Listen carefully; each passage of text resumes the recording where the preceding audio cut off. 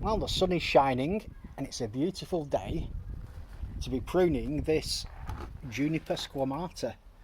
I've been working on this for around 3, possibly 4 years.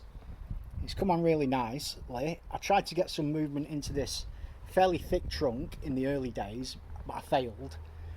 What I then went for is the kind of down sweeping branches by heavily wiring all of these main branches using some fairly thick aluminium wire.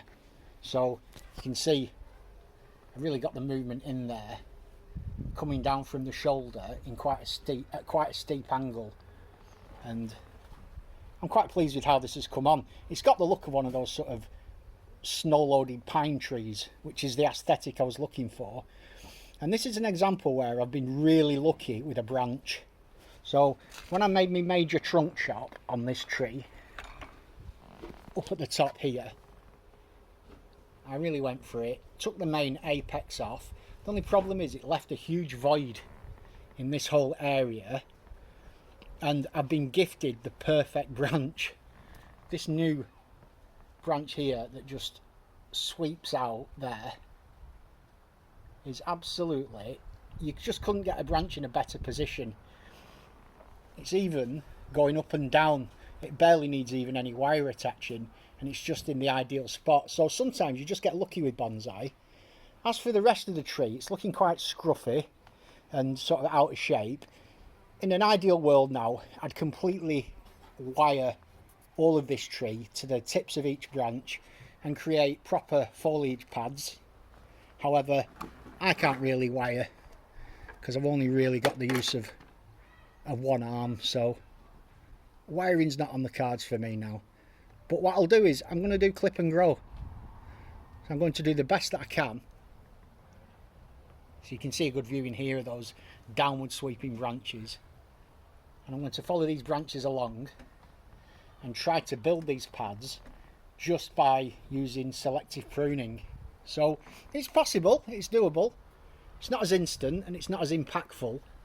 You won't get that dramatic pad formation, but you have to work within your limits in life, and I'm now going to have a go and see where I can get this to over the next 10 or 15 minutes by just pruning away. So I'll come back to you in a moment.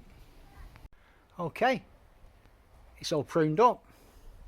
If I come in now, we could always see the trunk nicely on this tree from the very beginning. But what we've done now is we've cleared a lot of the growth out using clip and grow techniques, so that it's just nowhere near as dense.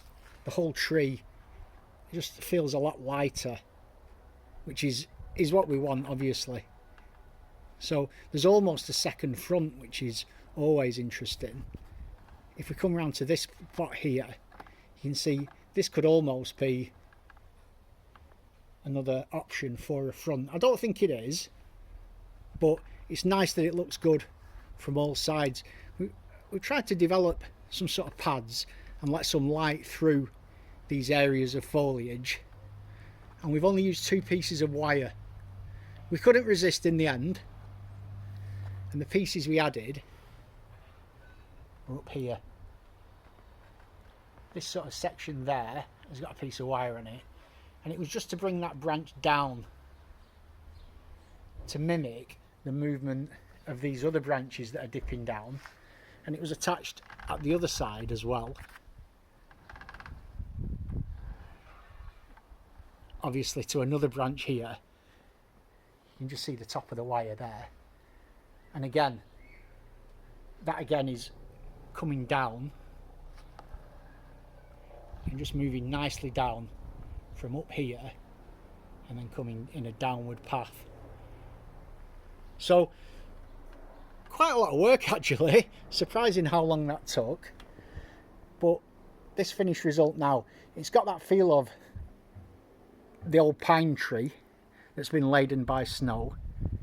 It's got much more lightness to it, and as always with bonsai, it's just small improvements, small steps, pruning, bit of wiring, thinning out, and just staying on top of it overall. So half an hour ago, this section here was just incredibly dense. And I've made sure that I've been tracking the branches back from the trunk so that I'm developing ramification all the way. I'm very happy with that, looking good. As always, thanks for joining me. And I'll see you tomorrow probably. Have a great day.